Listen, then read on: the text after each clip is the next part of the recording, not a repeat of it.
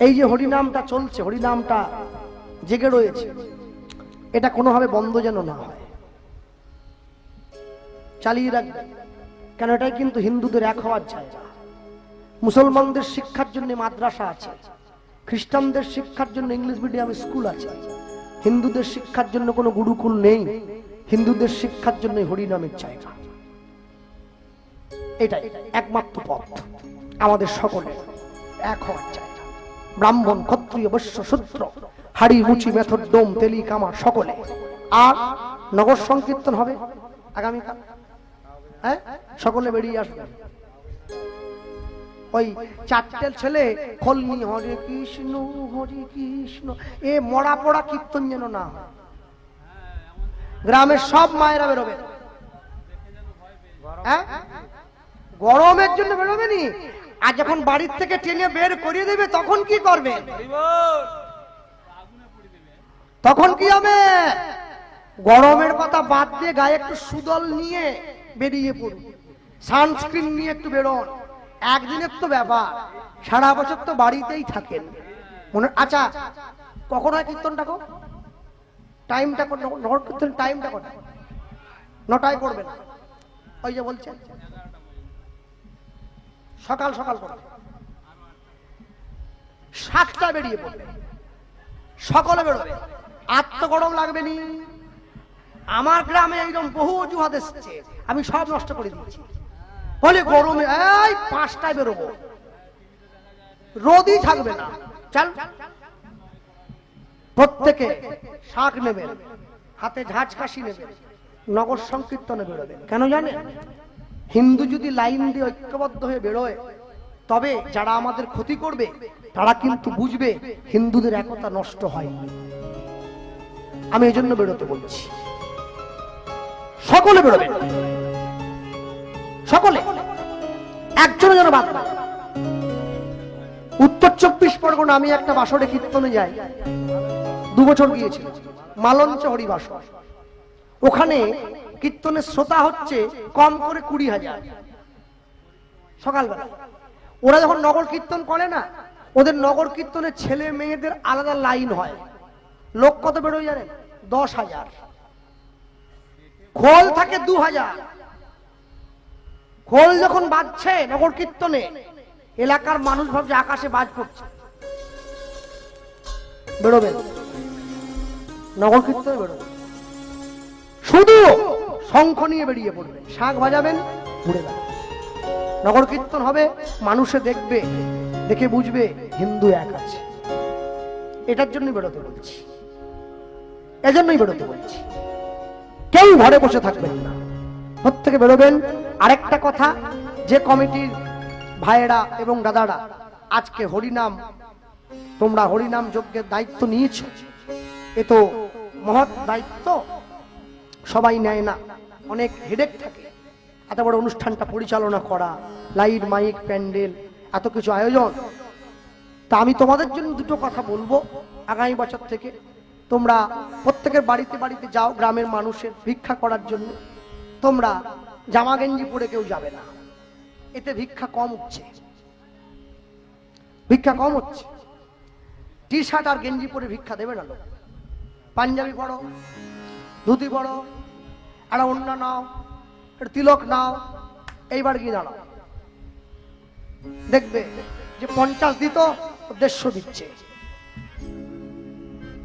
লক্ষ্মীর ভান্ডার টাকা বের করে নিতে হবে। আমি পদ্ধতি বলে গেলাম, এই উপায়ে বের করে নাও। আরেকটা প্রতিজ্ঞা করবে, যে কজন কমিটিতে আছে, হরিনাম চলাকালীন যে মদ খাবে ঘাট ধাক্কা দিয়ে কমিটি থেকে বের করে দেবে। হ্যাঁ, এইটা কিন্তু বড় দায়িত্ব। কেউ নেশার জিনিস নিয়ে হরিনামে যেন না ঢুকতে পারে। কেন বলতো? 1 ফোঁটা কালো রং যদি অনেকগুলো রঙের মধ্যে পড়ে যায়, সব রংকে নষ্ট করে দেবে। ওই জন্য কালো রং হতে সাবধান, খুব সাবধান। ভারতবর্ষের পতাকার 3টে রং, গেরুয়া, সাদা, সবুজ, কালো নেই, সব সময়ের জন্য। আর মনে রাখবেন, বিপদে পড়লে এক হয়ে পাশে দাঁড়াবেন।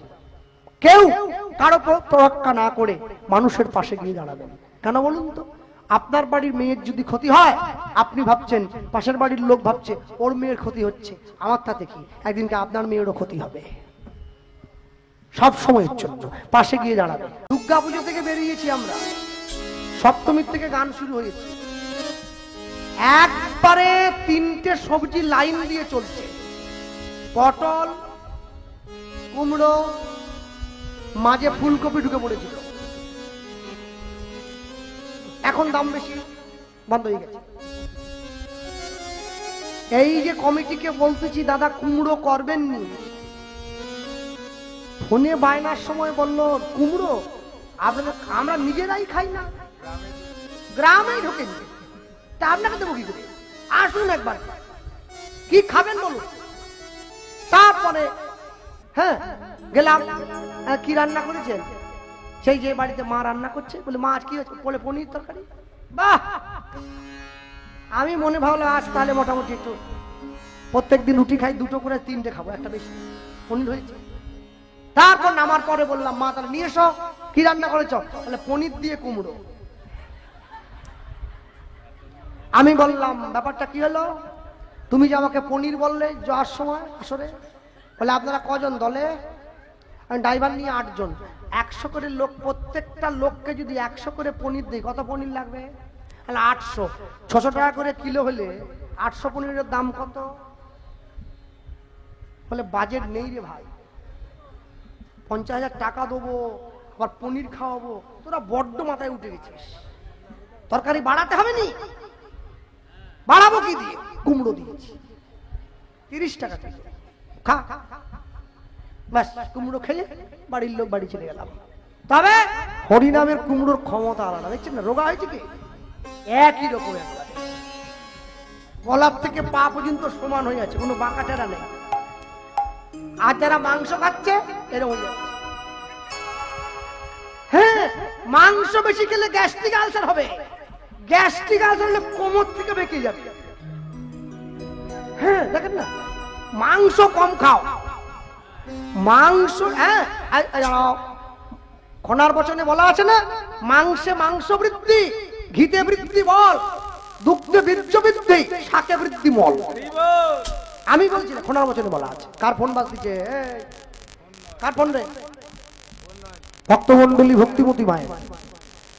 জঙ্গলের মধ্যে দিয়ে চলতে গিয়ে মা শিলাবতী পাথরের ডিপে থেকে চুটকে আছাড় খেয়ে মাটিতে পড়ে গেল, আর ওই যে মাটিতে পড়লো অচৈতন্য হয়ে গেল। সবাই মিলে মাকে ফেলে দিয়ে জগন্নাথ দেখতে চলে গেল, চলো ভাই ও যদি মরে যায় বাকি লোকেরা আমাদের ধরবে। সবাই যখন পালিয়ে গিয়েছে, অনেকক্ষণ পর মায়ের যখন জ্ঞান ফিরেছে, মা তাকিয়ে দেখছে একটা পুত্র সন্তানের জন্ম দিয়েছে, মায়ের একটা ছেলে হয়েছে। মায়ের মনে যত কষ্ট থাক, ছেলে মেয়ের মুখ দেখলে মায়েরা সব দুঃখ ভুলে গিয়ে ওকে বুকে জড়িয়ে। এই মায়ের ক্ষেত্রে উল্টো হলো, ছেলেটাকে বুকে জড়িয়ে মা বলে উঠলো, এমন একটা ছেলের জন্ম দিলাম যে জন্মাবার পূর্বে আমার স্বামীকে মারলো, জন্মানোর পরে আমার জগন্নাথ দর্শনে বাধা দিল, তুই আমার ছেলে নোস, তোকে ছুড়ে দিল। মা যখন ছেলেটাকে ছুড়ে দিয়েছে, ভগবান ছুটে গিয়ে কোল পেতে কোলে নিয়ে নিয়েছে, রাখে হরি মানে কে, আর যাকে মারে হরি বাঁচাবে কে। ভগবান ওকে কোল পেতে কোলে নিয়ে একটা বট গাছের ডালে ওকে আশ্রয় দিয়েছে। যে গাছের ডালটিতে ভগবান ওকে আশ্রয় দিয়েছিল, ওই গাছটা আজও পর্যন্ত বাঁকুড়া বিষ্ণুপুরে আছে, গেলে দর্শন করবেন। 500 বছর বয়স হয়ে গেছে, ভগবানের ভক্তকে বাঁচিয়ে ওই গাছটা অমর হয়ে গেছে। তবে গাছটাকে জড়িয়ে ধরতে গেলে কম করে 10 থেকে 15 জন লোক লাগবে।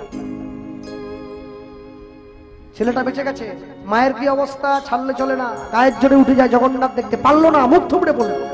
ওই মন্দিরের জগন্নাথ রাখাল বালকের বেশ ধরে মায়ের সামনে দাঁড়িয়েছে, হাতটা বাড়িয়ে দিয়েছে, মা চলো জগন্নাথ দেখতে যাবে। খোকা তুমি আমায় চিনবে, আমি যাচ্ছিলাম এই পথ দিয়ে, আমরা তোমায় নিয়ে, যে খাবে চিনি তাকে যোগায় চিন্তা মনে।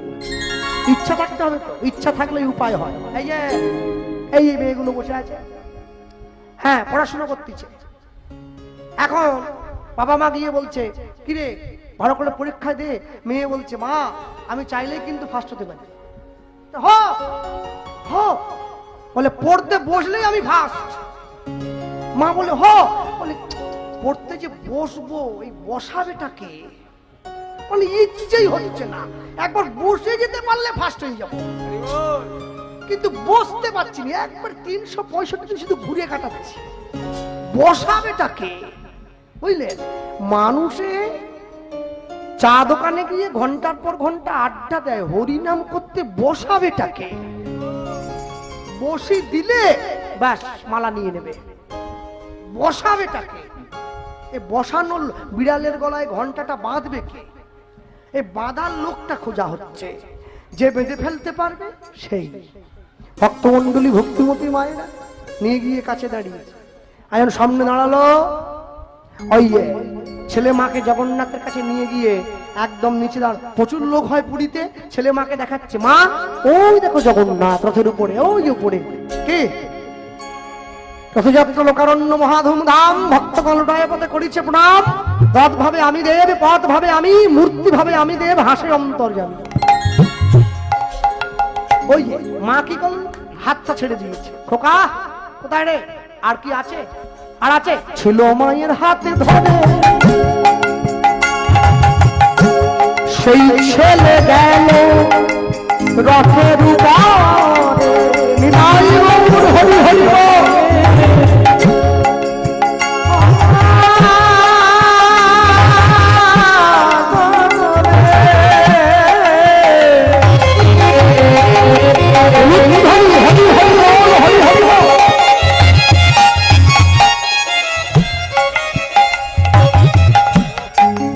সেই ছেলে গেল রথের উপরে,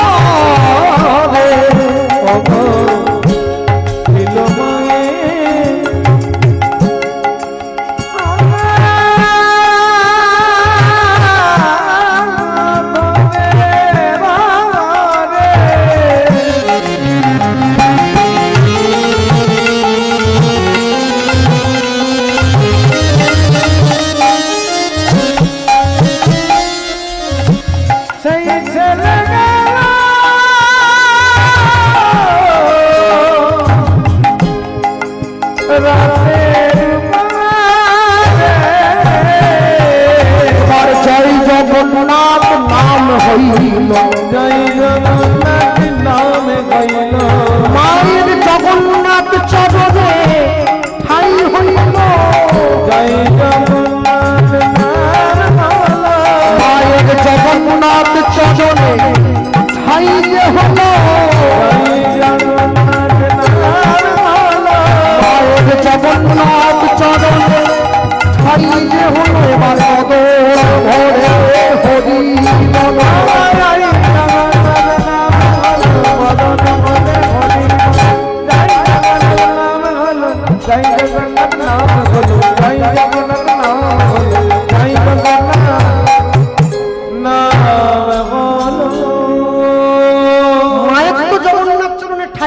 ছেলেটার কি অবস্থা? গাছের ডালে আটকে গিয়েছে, খিদার জ্বালায় চিৎকার করে কাঁদছে। আস্তে ছেলে মেয়ে জন্মানোর পরে মুখে কি দেয়? নিম পাতার রস। কি গো মা? মধু। 1 কেজি মধুর দাম কত বলুন? সুন্দরবনের খাঁটি মধু কত হবে? 2000 টাকা, 3000 টাকা, 5000, তার বেশি নয় তো। 1 কেজি সাপের বিষের দাম কত? 3 কোটি টাকা। এবারে বলুন জীবনে ভালো হবেন না খারাপ হবেন? মধু 3000, বিষ 3 কোটি। দুধের দাম কত? 60 টাকা। মদের দাম কত? 1 লাখ। কি হবেন? দুধ হবেন না মদ হবেন? যে চাকরি করছে তার বেতন কত? 30,000। যে চুরি করে চাকরি বিক্রি করতেছে ঘুষ কত? 25 লাখ। সারা জীবনে বেতন পাবেনি অত। হ্যাঁ, যে আবার চাকরি দিচ্ছে সে টাকা গোনার জন্য তো লোক রেখেছে, বলে গুনিয়ে রাখ।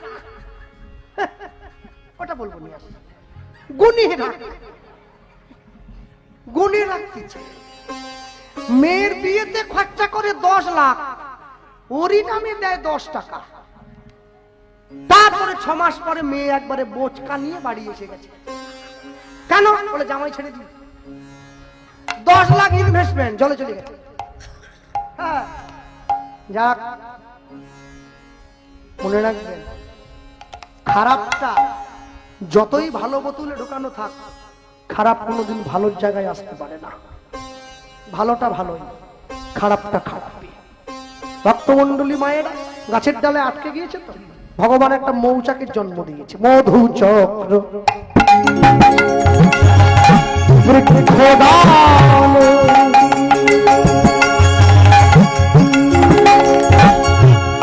সৃজন করিল।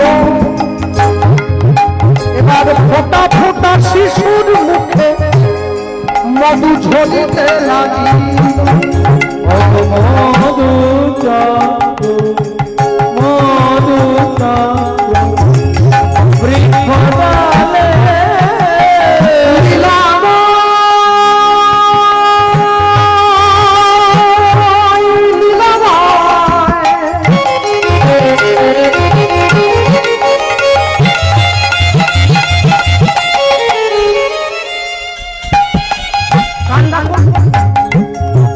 বলো এই কি তোমার লীলা, তুমি কারে হাসাও কারে বাঁকা দাও, তোমার লীলা বোঝা বড় ভার। ভেবেছ যা মনে এই ত্রিভুবনে, তুমি যেটা করে গেলে কেউ জানে না, কেউ জানে না। তুমি যেটা করে গেলে আসিয়া হে খায়। চিত্রগুপ্ত লিখছে দেখো নিজেরও খাতা, বড় সাবধানে চলো মন হও হুঁশিয়ার। বেলা তোমার আসছে ডুবে, নামছে অন্ধকার, নামছে অন্ধকার। মানুষ দেবতা হয় হয় অবতার, হয় অবতার। মানুষের কুলে কলঙ্কের কালি লাগায় না আর, লাগায় না আর। লটারিতে কেউ পায় কোটি কোটি টাকা, কোটি টাকা। কেউ বা বাবা মায়ের জমানো সম্পত্তি জুয়া খেলতে দিয়ে করে ফাঁকা। জুয়া খেলতে গিয়ে করে ফাঁকা।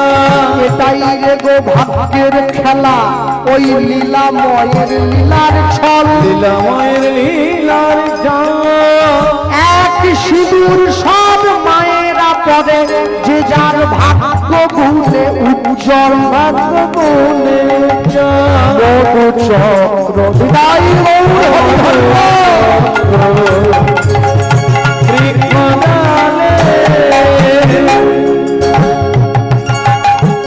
সৃজন করিল। ফোটা ফোটা শিশুর মুখে মধু ঝরিতে লাগিল। এবার ফোটা ফোটা শিশুর মুখে মধু ঝরিতে লাগিল। মধু দিয়ে ভগবান খিদা মিটিয়ে দিয়েছে। এমন সময় ভগবান দূর থেকে তাকিয়ে দেখছে একটা বাঘিনী ছুটে আসছে ওকে খাবে বলে। লীলাকার কিন্তু বাঘ বলেননি, বাঘিনী বলেছেন। বাঘ মাংস খায়, বাঘিনী ঘাড়ে কামড় দিয়ে আগে রক্ত চুষে খায়। গোস্বামী তুলসীদাস জি কি বলছেন, दिन का मोहिनी रात का बाघिनी पलक पलक लहू चोसे दुनिया का लोक बाउरा होकर घर घर बाघिनी पोषे। আমাদের প্রত্যেকের ঘরে নাকি একটা করে বাঘিনী আছে, তারা নাকি দিন রাত ধরে আমাদের রক্ত চুষে খাচ্ছে। আর আমি বলবো না, রাস্তা খারাপ আছে বাড়ি যাবে, তারা বুঝে গেছেন তো? হ্যাঁ, ঘেরবেন, লেখা আছে বলে দিলাম। হ্যাঁ, বাঘিনী ছুটে আসছে। ভগবান কি করলো, বাঘিনীর হিংসাত্মক মনটা কেড়ে নিয়ে বাৎসল্য প্রেমটা বাড়িয়ে যেই বাড়ালো, বাঘিনী কাছে বসে নিজ স্তন হতে বাঘিনী দুগ্ধ ঝরায় মায়ের মতো আদর করে শিশুরে খাওয়ায়। হরি হরি বল। নিজ স্তন হতে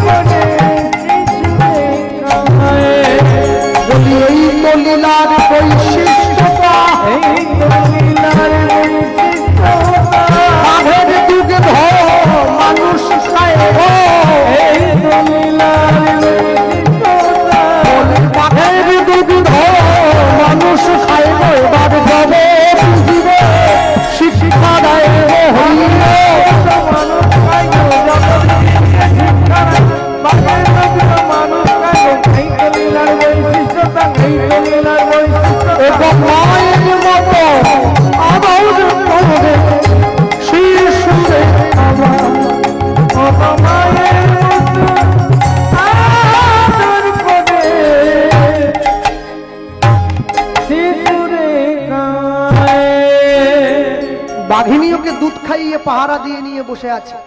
পরের দিন সকালবেলা জঙ্গলে কাঠকুড়ো নিমাসি কাঠকুড়োতে গিয়ে দেখছে কাদের বাড়ির ছোট একটা ছেলে জঙ্গলে পড়ে আছে। কোলে তুলে কাকে দেবো, আমি তো মানুষ করতে পারবো না, গরিব মানুষ। আমাদের পাশে যে ব্রাহ্মণ পাড়াটা আছে, ব্রাহ্মণের কোলে গিয়ে দিই, সোজা গিয়ে ব্রাহ্মণের কোলে দিয়ে দিই। জঙ্গলের মধ্যে জন্ম হলো, মৌমাছির মধু পেল, বাঘিনীর দুধ খেলো, কাঠকুড়নির কোলে উঠলো। ব্রাহ্মণ পাড়ায় ব্রাহ্মণের ঘরে গিয়ে ঢুকলো। জন্ম যেমন হোক, যদি কর্ম ভালো হয় কর্ম ভালো তবে সব ভালো হলো, না হলে ধুয়ে মুছে পরিষ্কার হয়ে গেল। ধুয়ে মুছে পরিষ্কার হয়ে গেল। ব্রাহ্মণের ঘরে জন্ম নিয়ে ব্যানার্জি চক্রবর্তী ভট্টাচার্য মিশ্র বাড়ির ছেলে হয়ে প্রতি বৃহস্পতিবার করে যজমান বাড়িতে লক্ষ্মী পুজো করে গিয়ে শুক্রবার দিন ভাগ করে শুক্রবার দিন বিকেল বেলা চেকের লুঙ্গি পরে নবাসন বাজারে চিংড়ি মাছ কিনলে ওকে ব্রাহ্মণ বলে না, ওকে বলে বামুন। ব্রাহ্মণ লুঙ্গি পরবে কিসের জন্য? না তবে লুঙ্গির সুবিধা আছে, বললাম না। বৈরফলা আকার হয় ময় মফলা মূর্ধন্য ব্রাহ্মণ, আর বৈরফলা আকার 2.5 মণ, একে বলে বামুন। বৈষ্ণবের বাড়ির ছেলে হয়ে, অধিকারী বাড়ির ছেলে হয়ে স্কুলে গিয়ে গেটের বাইরে দাঁড়িয়ে পেঁয়াজ দিয়ে ছোলা খেলে ওকে বৈষ্ণব বাড়ির ছেলে বলে না। প্রত্যেকটা জীবের, প্রত্যেকটা মানুষের কর্ম নির্ধারণ আছে। মুচি হয়ে সূচি হয় যদি কৃষ্ণ হয়, সূচি হয়ে মুচি হয় যদি কৃষ্ণ দেয়। কে? মদের দোকানে বসে কালকে সকালবেলা যদি আপনারা দেখেন যে উলবেড়িয়াতে মদের দোকানে বসে গোপাল কৃষ্ণ পাল দুধ খাচ্ছে গেলাসে, সবাই মানবেন না? বলে ও মদই খাচ্ছে। মদের দোকানে বসে যদি দুধ খান আপনি, ঠিক তেমনি অসৎ সঙ্গে গিয়ে আপনি সতের আলোচনা করতে পারেন না। যদি বিশ্বাস না হয় একটু মিলিয়ে দেখবেন। মায় এখন তো মায়েরা যায় না তেমন ভাবে, আগে আগে যেত। এই পুকুর পাড়ে একটা বাসন মাজা হয় মায়েদের সকালবেলা, টেবিল হয়, বা বিকেল বেলা করে পুকুর পাড়ে গিয়ে বসে। ওইখানে একটু আলোচনাটায় কান বাড়াবেন, গোটা রাজ্যের খবর ওইখানে আছে, আপনি সব পাবেন। কার বাড়িতে কি দিয়ে ভাত খেয়েছে, কার বাড়ির বিয়ে ভেঙে গেছে, কার বাড়ির মেয়ের বিয়ে হয়নি, কার বাড়ির ছেলে খুঁজছে, ওইখানে সব ওইখানে। আপনি গিয়ে বলুন বাবু একটু হরিনাম করবো, না করবো না করবো। এখন হয় না, কমে গেছে।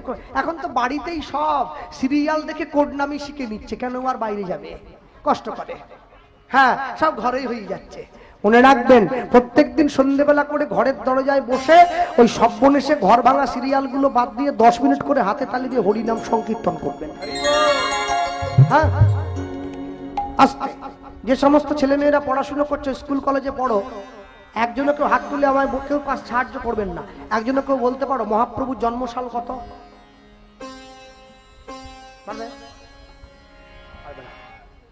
তুমি তোমার দাদারাই পারবে না? কোথায় এ দাদা দিদিরা সব কোথায়? মহাপ্রভুর জন্মসাল পারবে না, কেউ পারবে না। আচ্ছা, অনুরাগের ছোঁয়া সিরিয়ালের নায়িকার নাম বলো। মুখে ঘুরছে দীপা। হ্যাঁ, ভাববেন নি আবার আমি দেখি বলে, আমার মা দেখে মাঝে মাঝে, আমি সেইখান থেকে শুনেছি। হ্যাঁ, আর যে কোডনামির পাঠ করে মিশকা, মিশকা, ওকে এত করে সবাই মারতেছে, ও মরেনি। এমনি জগতের মেয়ে হলে কবে মরে খালি হয়ে যেত। সিরিয়ালের ভিলেন না, মরবে। যতদিন নায়ক বেঁচে থাকবে ও বেঁচে থাকবে। মনে রাখবেন, সব সময়ের জন্য যেখান থেকে জীবনে সুশিক্ষা পাবেন না সেখানে কান বাড়াবেন না। ব্রাহ্মণের কোলে উঠেছে, 7 মাস বয়স হয়েছে, পাড়ার লোক ছুটে গেছে, ঠাকুর মশাই কবে করবে আয়োজন, কবে করবে আয়োজন, কবে করবে আয়োজন, কবে করবে আয়োজন, তোমার ছেলের অন্নপ্রাশন, কবে করবে আয়োজন, তোমার ছেলের অন্নপ্রাশন শুভে শুভরে হইল।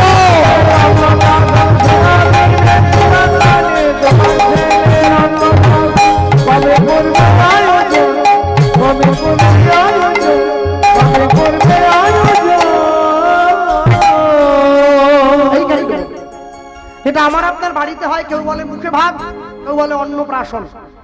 কিন্তু কথাটা অন্নপ্রাশন নয়, মুখে ভাতও নয়। প্রকৃত কথাটা হচ্ছে অন্নপ্রাশ, অন্ন অদন্তেন্ন দন্তেন্ন পয়রফল আকার তালবিয়স দন্তেন্ন দন্তেন্ন, অন্নযুক্ত প্রাসযুক্ত অন্ন। প্রথমে আসুন অন্ন। অন্ন মানে ভাত নয়, অন্ন মানে গোবিন্দকে নিবেদন করা ভোগ।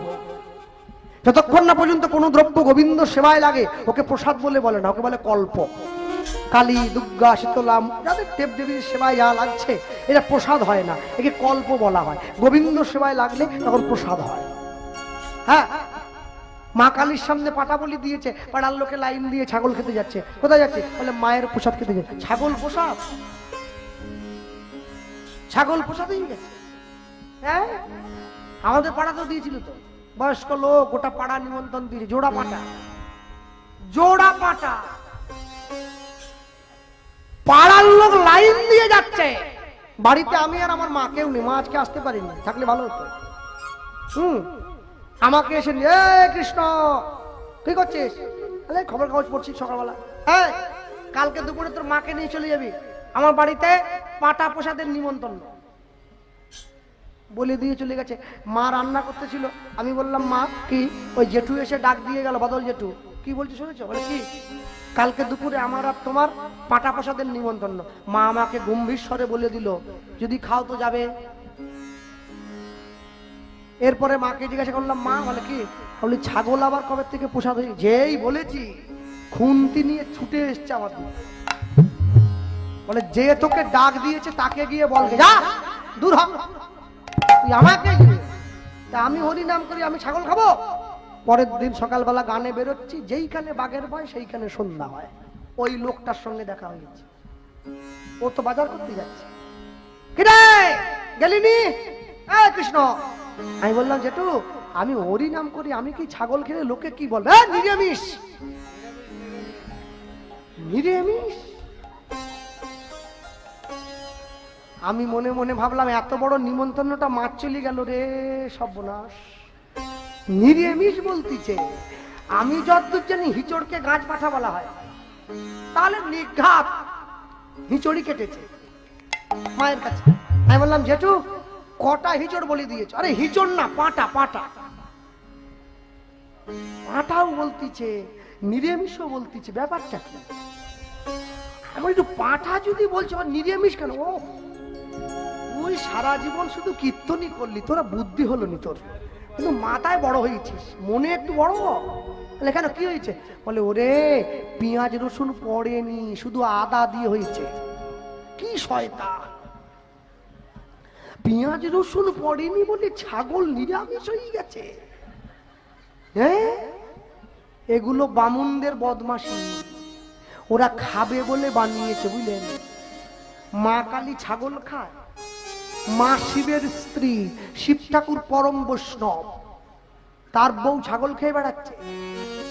শিবরাত্রির দিন পাড়ার ছেলেরা গেঁজা খায়। বলে কি বাবা? বলে বাবার প্রসাদ খাচ্ছি। গেঁজা প্রসাদ? বাবা তো বিষও খেয়েছিল, খা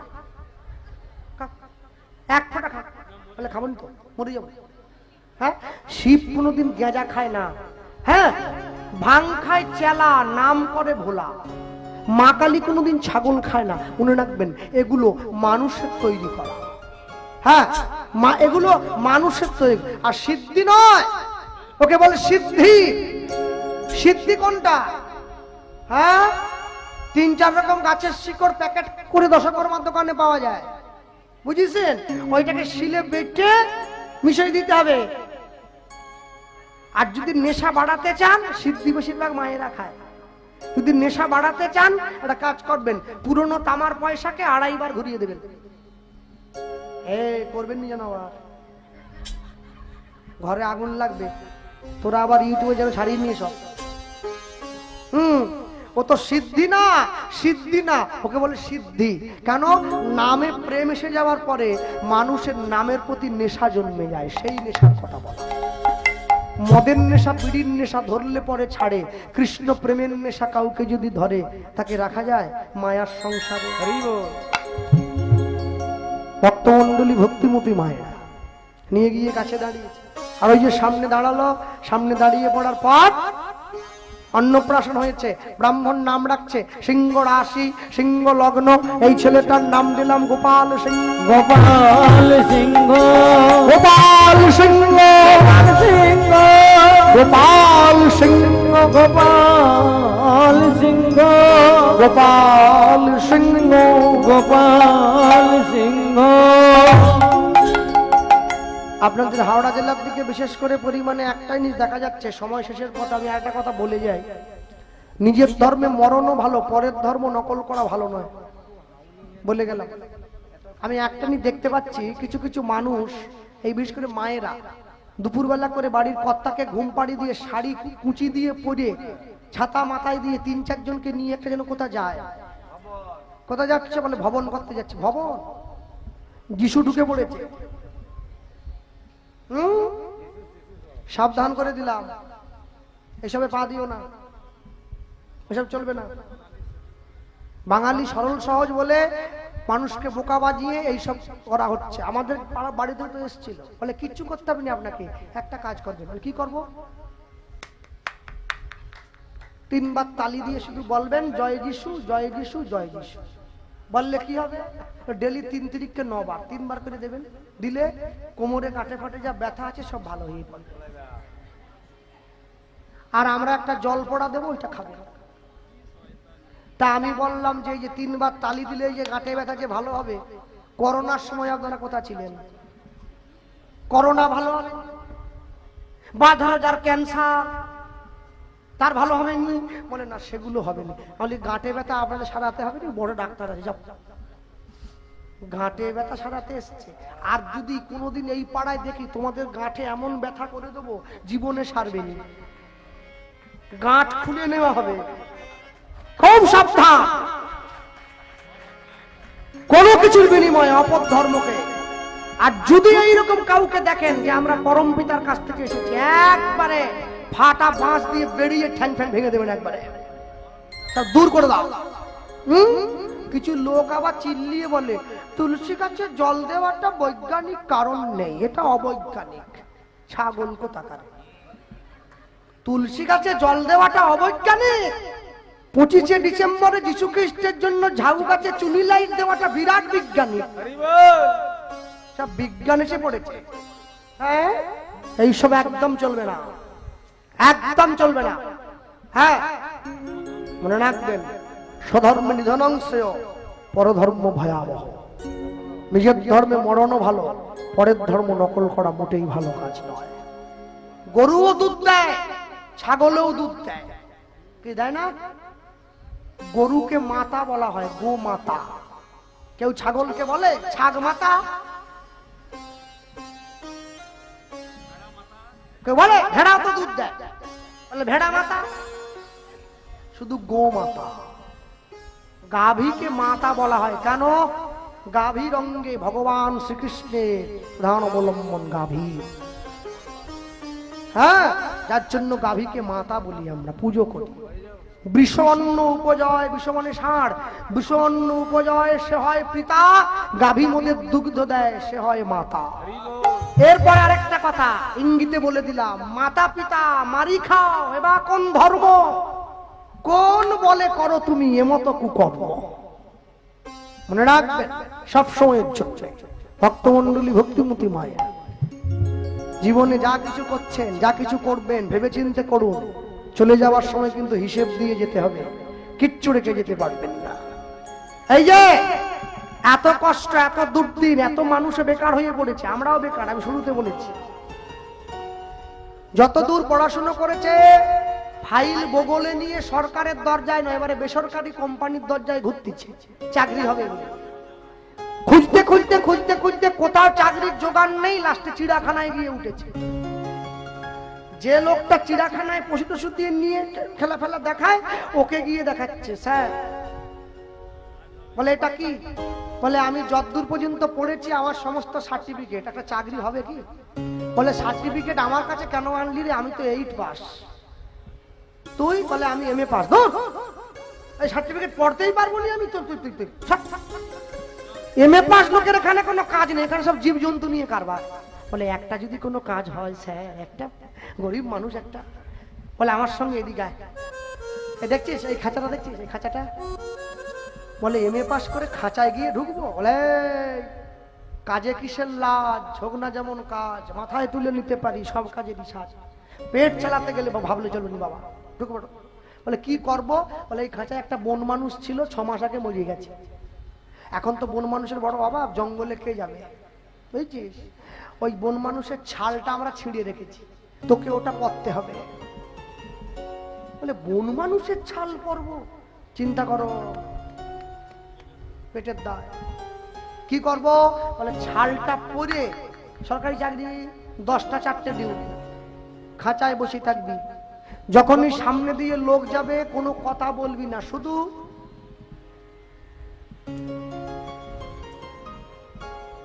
আবার যখন এদিক দিয়ে যাবে, বন মানুষ, কোন মানুষ তো কথা বলতে পারে না, শুধু কেউ কলা দেবে, কেউ আপেল দেবে, কেউ তরমুজ দেবে, কেউ 10-20 টাকাও দেবে। দিনের শেষে যা পাবি তোর অর্ধেক আমার অর্ধেক। এখানেও কমিশন। হ্যাঁ, পায়খানা ঘরগুলো খেয়ে নিয়েছে। এ তো বন মানুষ। আমাদের গ্রামে ইলেকট্রিক পোস্ট গুলোকে খেয়ে ফেললো, গোটা আস্ত পোস্ট গুলো সব গিলে নিয়েছে, আর লাইন আসেনি। পোস্ট কোথা? বলে খেয়ে নিয়েছে।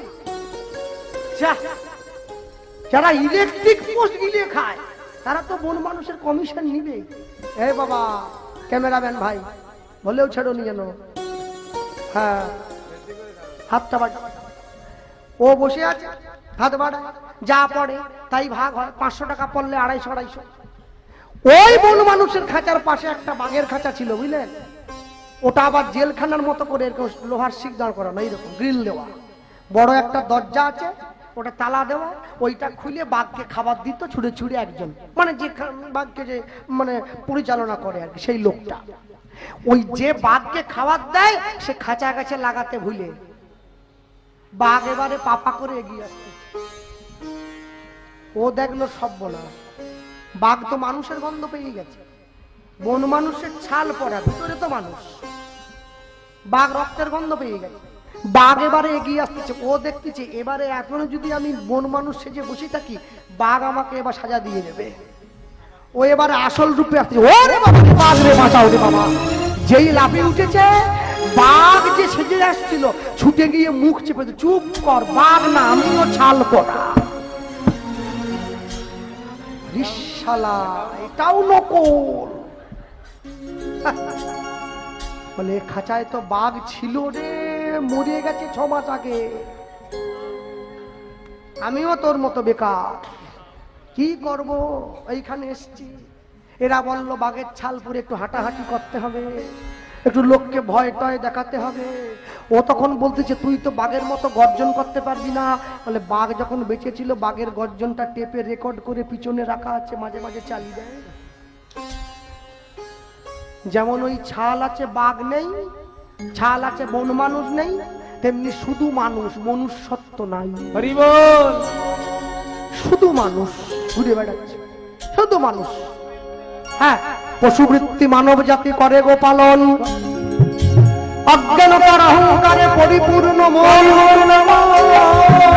সদা কালো মন্দ ভালো পশু জানে না, পশু জানে না, মানব জাতি জানে কিন্তু মেনে চলে না, মেনে চলে না।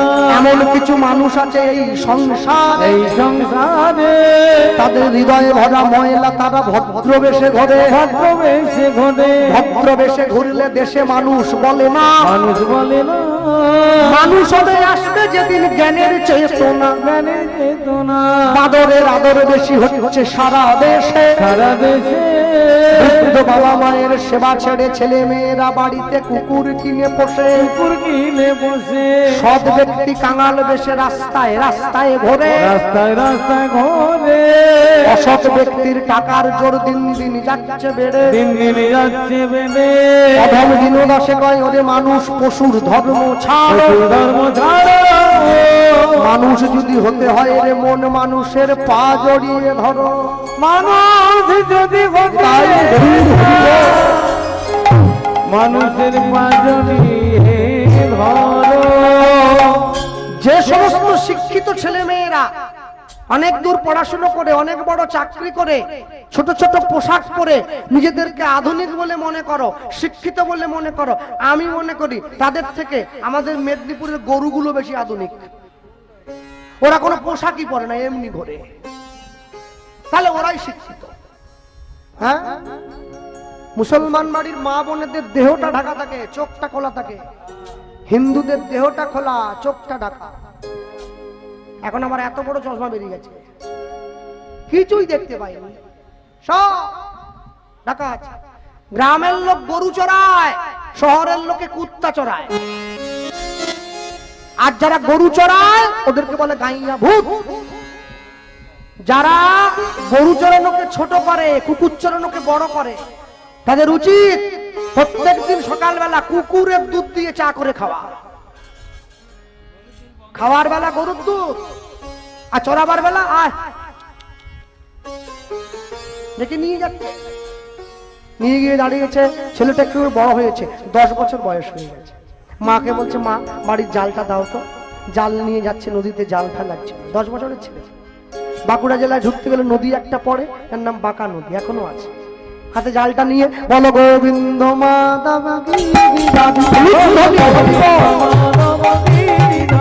বলো গোবিন্দ মাধব গিরিধারী, রাধা রমন হরি বংশীধারী, রাধা রমন হরি বংশীধারী, রাধা রমন রাধা রমন রাধা রমন হরি বংশীধারী, রাধা রমন হরি বংশীধারী, বলো গোবিন্দ মাধব গিরিধারী, বলো গোবিন্দ মাধব গিরিধারী, বলো গোবিন্দ মাধব গিরিধারী, বলো গোবিন্দ মাধব গিরিধারী। নদীর পাড়ে দাঁড়িয়ে শ্রী গুরু নিতাই গৌর প্রেমানন্দ হরি বল, নিতাই গৌর হরি হরি বল। জাল ফেলে ফেলেছে, যে ফেললো জাল। হ্যাঁ, কোনটা? ও তারিখটা বলবো, 1486 খ্রিস্টাব্দ। হ্যাঁ, আর 1407 শকাব্দ। এই হ্যাঁ, ঠিক ধরিয়ে দিয়েছে। মহাপ্রভু চন্দ্র ফেলে দিয়েছে। প্রথম বারেতে জাল জলেতে ফেলিল, জলেতে ফেলিল, চন্দন মাখা তুলসী পত্র জালেতে উঠিল, জলেতে উঠিল। দ্বিতীয় বারেতে জাল জলেতে ফেলিল, জলেতে ফেলিল, চন্দন মাখা তুলসী পত্র জালেতে উঠিল, জলেতে উঠিল। তৃতীয় বারেতে জাল জলেতে ফেলিল, জলেতে ফেলিল, শঙ্খ ঘণ্টা পঞ্চ প্রদীপ জালেতে উঠিল, জলেতে উঠিল। চতুর্থ বারেতে জাল জলেতে ফেল, জলেতে ফেলিল, চার খণ্ড ইটের টুকরো জালেতে উঠিল, জলেতে উঠিল। চারবারের বার জাল ফেলে 4টে ইটের টুকরো পেয়েছে। শ্যাওলা পড়ে গেছে, বাড়ি গিয়ে বাবাকে দিয়েছে। বাবা যখন সেই শ্যাওলাগুলো পরিষ্কার করছে, দেখছে কি এগুলো ইট নয়, একটা একটা সোনার টুকরো পেয়েছে তার ছেলে। সেই স্বর্ণখণ্ড একটু করে ভেঙে বাজারে বিক্রি করে বাঁকুড়া জেলায় তৈরি হলো মদন মোহনের মন্দির। গোপাল সিংহ রাজা হলো, মন্দির হলো, রাজা হলো। মন্দিরে ভগবান কোথায়? জাল নিয়ে আরেকবার নদীতে গেল। এবার পঞ্চম বারেতে জাল জলেতে ফেলিল, জলেতে ফেলিল, জালের মধ্যে মদন মোহন উপনীত হইল,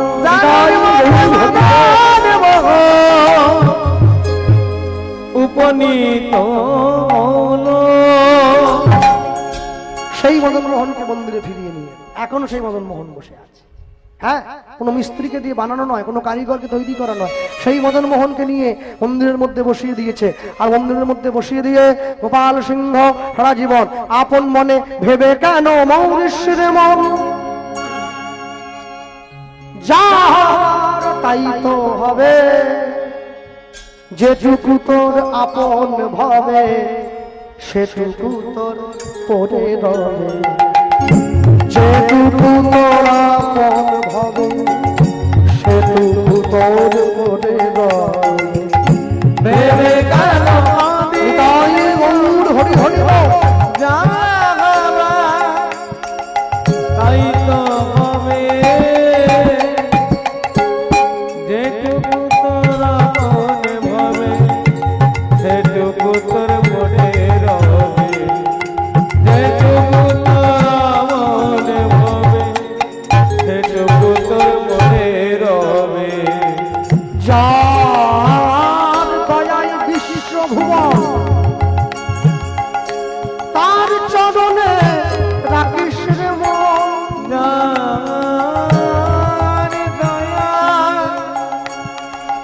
বিশ্বভুবন তার চরণে রাখিবে যার দয়ায় বিশ্বভুবন তার চরণে রাখিস যার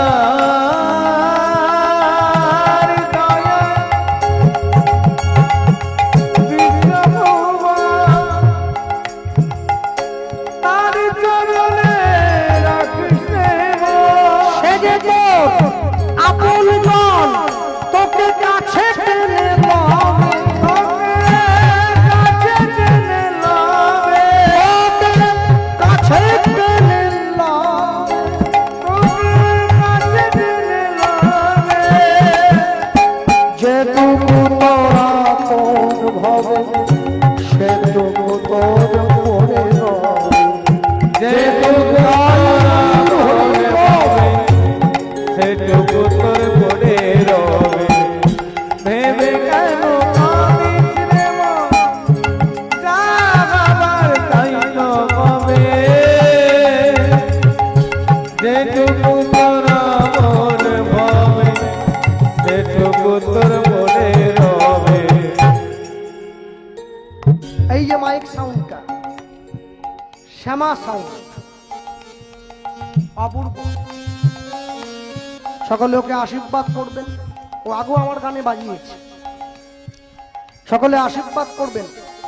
সারা জীবন তো আওয়াজ দিয়ে যাচ্ছে, জীবনের ঠিক সময়ে গিয়ে যেন তার আওয়াজটা কানে পৌঁছে যায়। নিতাই গৌর হরি বল। মানুষের জীবনে দুটো টান আসে, টান মানে যাকে খাজ বলা, দুটো টান, একটা যৌবনের টান, একটা বুড়ো বয়সের টান।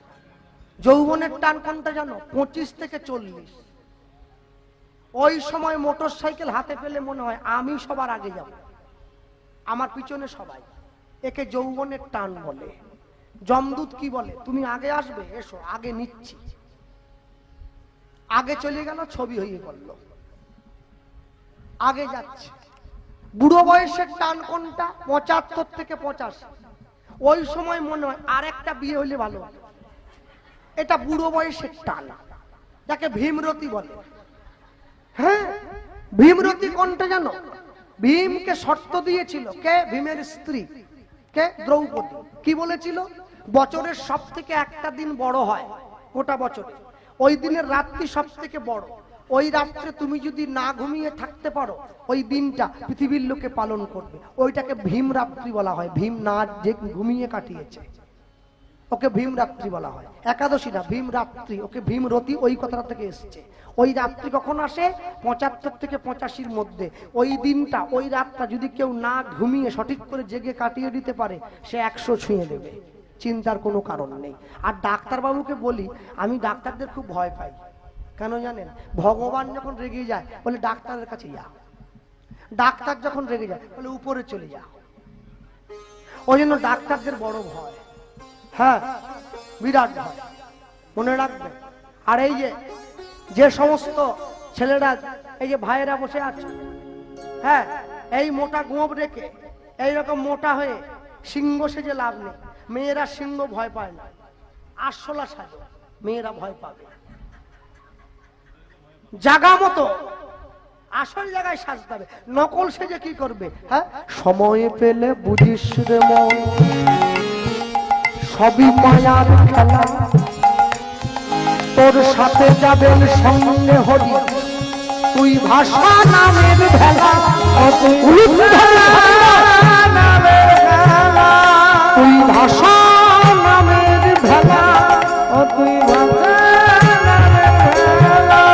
মনে কোনে সঙ্গমনে সপেদ মন ওই চরণে, মনে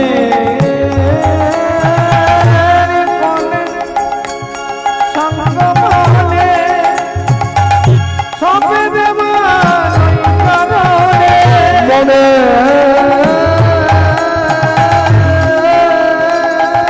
কোনে সঙ্গমনে সপেদ মন ওই চরণে, মনে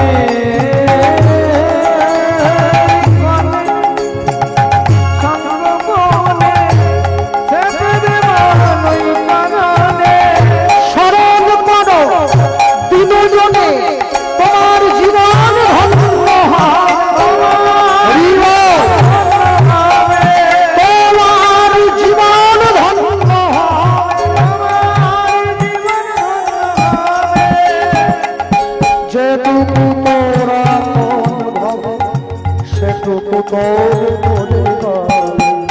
যেটুকু তোরা মনে ভাবে সেটুকু তোর মনে রবে ভেবে গেল আমি কেমন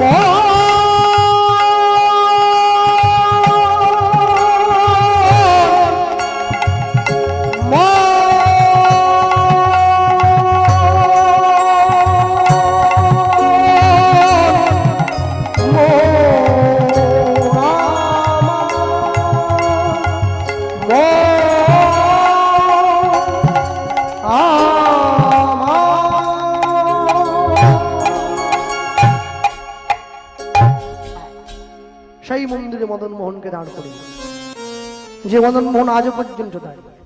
শোনা যায় নিজের মন্দিরকে রক্ষা করবার জন্য ভগবান নাকি কামান কাঁধে নিয়ে যুদ্ধ পর্যন্ত করে।